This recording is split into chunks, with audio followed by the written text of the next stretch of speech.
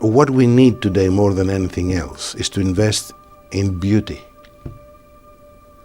Because beauty is harmony, which comes from chaos. But we invest in chaos. And why we invest in chaos? Because chaos is much more profitable than peace. That's why. So, you see around you, nothing is geared for beauty. From architecture to art to anything. Everything is destroyed. Yeah. So, and beauty is a kind of safety valve for people. And music as well. Music, I don't think music is beautiful today. Music is just a way to advertise other things, because music is very powerful as force, and then through music we can advertise anything we want. You know, I wonder, you've lived through the 60s. I've lived through the 60s, and you know, we saw that period and all of the upheaval that came out of that period. And there was a lot of music that came out of that period. Some of it was you would probably say was pretty good. Others of it was probably not so good. Do you think that there is an opportunity in this period that we're living in now for some pretty exceptional music? I don't know. It's been, as you say, it's been a lot of music. I can say innocent music and maybe manufactured music. And then we went through the manufactured music for years and years and years and years. And then record companies, they became very, very, very, hungry, and, when music becomes a product and a record company becomes an industry, then what do you want to say? Something is wrong about that. Yeah. And yet you were really a part of that system, weren't you? 50, 51, 52 recordings? Yes and no, because when I started with this, I had the impression that by being successful, which unfortunately I've been, I will be able to do things that actually they're different. But more successful you become, more prisoner you become to the system, because they don't allow you to do things. Success didn't buy you in your career more freedom? No, at the contrary. Explain that. I would think if you're successful, you get an opportunity to say, no, I don't want to do that. I don't want to go on the road and do 100 cities in 100 days, right? You become a product, okay? And the record company invests in that. Now, if you are Coca-Cola and you want to change the taste, what's going to happen? Okay. You have to keep it until you die. That's why people that actually they are a certain age today, they're still doing the same and they look ridiculous. Because they don't dare changing something. I didn't start in this business because I wanted to become a pop star or a star or whatever. I was trying, to do something, and I had to fight from inside, not from outside. Yeah. But it's very, very difficult, extremely difficult. Because for my interest is music, is not to become famous and to give concerts, as you say. But the reality is, you became a star. How did it change your life? How did it, as you're telling me now, limit your choices? It does limit the choices, yes. Choices of expression, yes. Choices to buy, for example, a nice car and a nice house, no. But this is not the goal, this is not the target. The target is when I was really very, very young, I thought that by being successful, I will be able to do more. But no, you can't. I mean, Chariots of Fire is 35 years ago, and it's just like a stump. You can't get out of it. Let's put it another way. Yeah. You have the music and you have the composer. Who drives who? If, for example, the music drives the composer, the result will be honest and healthy. If the composer drives the music, the result will be dishonest and record business. It's easy. I mean, music is the most important thing. I'm serving music. I love the stories, and I wonder if some of this Which one? has become a bit of an urban legend with you. Which But one? I love the stories of your youth and you coming to music. And what was it? Was it just sounds that piqued your interest? Were you shown the piano? Did you find the piano? How did that happen? Did music don't know. find you? Did you find music? I don't remember. I just found myself sitting on the piano. And that's it. And it just happened. It just happened. It just happened, and I don't know. Until now, I don't know how to explain that. Because this is crazy. There are a number of people, okay, who have gone on and had remarkable careers who don't have formal training. Yeah. And you're one of those people who has made amazing music throughout a career and can't point to formal training at all. So how do you explain your creative process, this idea of being a vessel for music? Okay, because we call formal training when it comes to music schools. My formal training was nature. My teacher is nature itself. My teacher is music itself. What does that mean, Vangelis? I'm talking to you, you are music. I'm music, everybody's music. It's a mathematical equation. It's the way that you perceive things, that you see things. Doesn't mean that you go into school and you become a musician. Most of the schools, they teach a repertoire, but not music. Yeah. Music is a different thing. It's not what we think today. It's one of the most important things that do distort it, like many other important things. You see, we talk about peace, is distorted. We talk about love, is distorted. We talk about music, is distorted. You know, we have to just a little bit think. Yeah. Maybe at night when we're alone. What is this? What that means? The other one doesn't. What it means? What is music? What is you say love? What is all those kind of things? Not the cliche things. So you We'll go think with deeply cliché. about these things. Yes, because they're the most important. Have you come to any conclusions about music, about love? Yes, of course. But I told you. I mean, you asked me what is the formal training. I told you it's nature. So, in order to say that, the conclusion is that nature music is exactly the same thing. The universe is music. I mean, each one of us is a galaxy. You are a galaxy. I'm another galaxy. You know what I mean?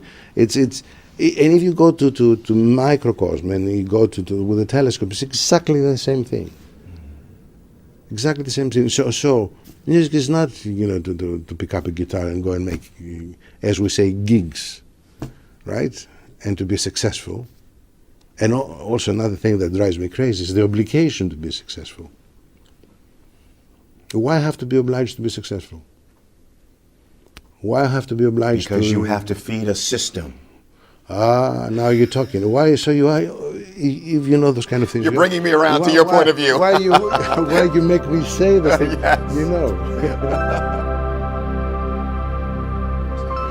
This amazing night, the opening of the amphitheater, the Katara Amphitheater here in Doha. First of all, the invitation and why you agreed to come. So I decided that because, it's very rare to see a country that appears to be interested for education, art, science, whatever, culture and all that. And then for me, this is the key against the crisis today. Because we're talking about crisis all the time, which is a result. And the banking crisis is not so important as the culture crisis. So when you deal with culture and you deal with all these other things, then I think you can manage the rest easier. So, I wanted to support this, and also, I was very, very impressed that they built this theater, this Greek-style theater, which to me, it's maybe, I prefer it from these rectangular theaters, and I think it's more alive. It's like a loudspeaker, actually. And to be able to see a theater today like that, new one, it gives hope, because, I mean, in my country we have many theaters like that, but this comes from ancient times. But even in my country we don't build theaters like this, because now the fashion is to build all those, amazing, places that you don't feel special when you get in.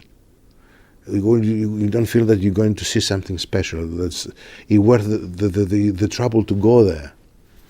My understanding is once you came on board, some of your friends and colleagues came on board as well. We had a very good team, Angela, Roberto, Jeremy, Ivan Kassar, it was very good. You were working with Hugh Hudson again.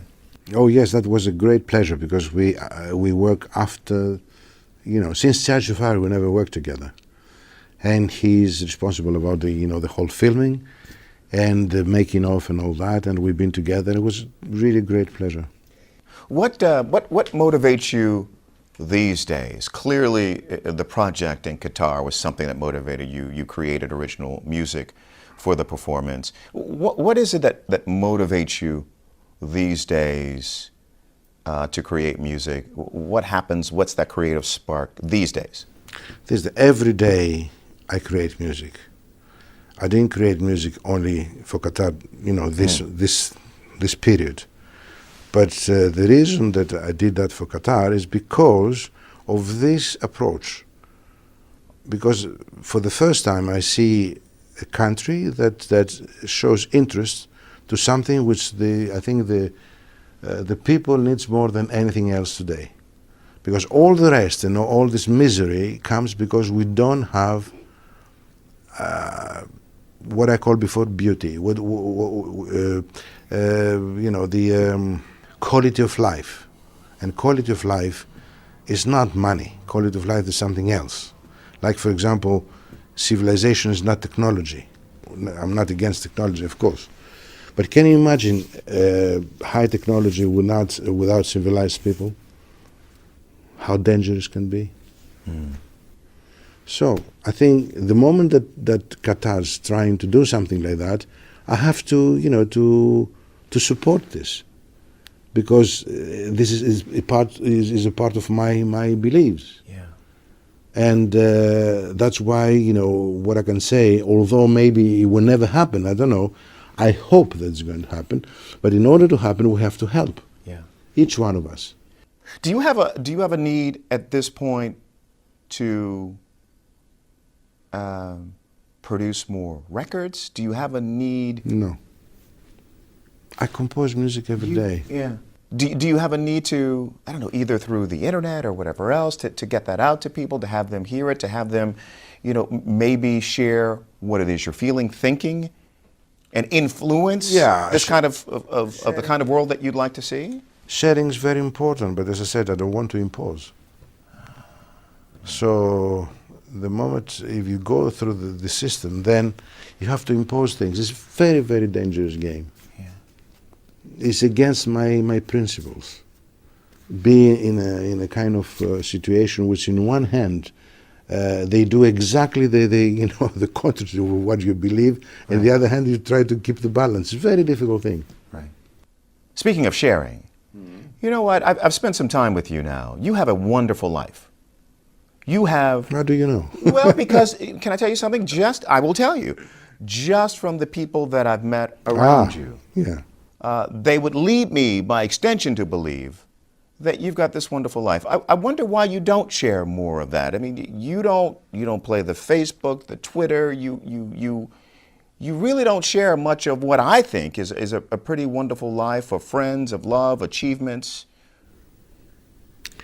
Because I think I don't want to flood people with myself. There are enough problems, enough things, and they have maybe other people they love doing this. I just prefer to stay, low key and do my work and compose. And whoever wants to listen to the music, it's okay. And if I can help in any way, like I tried in my own way to do it now, after this proposition from these wonderful people from Qatar. What else I can do? Yeah. And I paint, and I feel very happy like that, and I try to keep the balance like that. If I asked you to share with me sort of the best moments of your composing career, Yeah. what would you point to? And I'm thinking, I would think the films. Maybe you wouldn't. I would think maybe Blade Runner, maybe Alexander. But what would you point to as being moments when you feel as though, wow, you really got it right? You're talking about film music. Yeah. I'm thinking film music. Well, Blade Runner was very important because, again, it was very prophetic. And if I did it, it's because I felt it. I felt that we're going that way. And look around you, even in Doha. The buildings. You can see Blade Runner in Doha, right?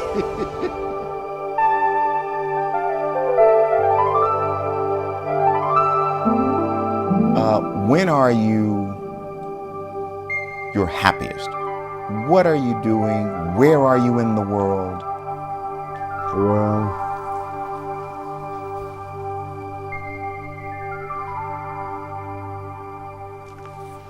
Well, I use this Oscar Wilde quote to say, it's not such a thing as happiness, only moments of happiness. And those moments of happiness, they can happen everywhere. Everywhere. Any moment. Always is a reason. Sometimes you know the reason, sometimes you don't know the reason. When I'm with music, I'm very, very happy. When I'm with people that I love, I'm happy. What else? When I'm healthy, I'm happy. When I see people smiling, I'm happy. But it depends,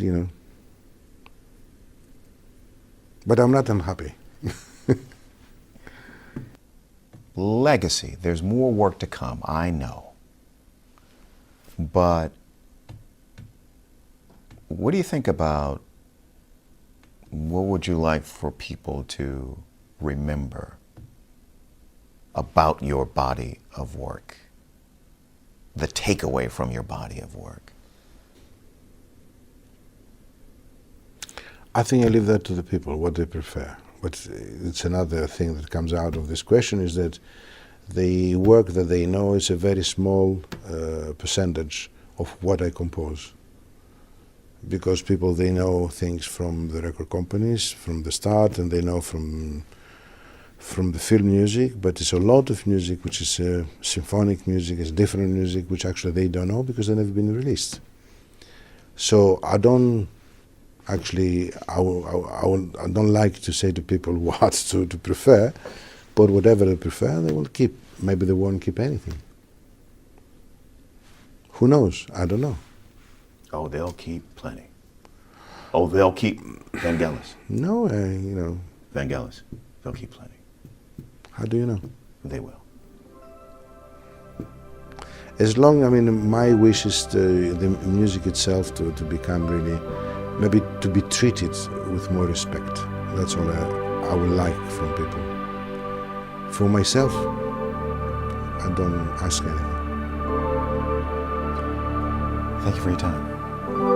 It's been a pleasure.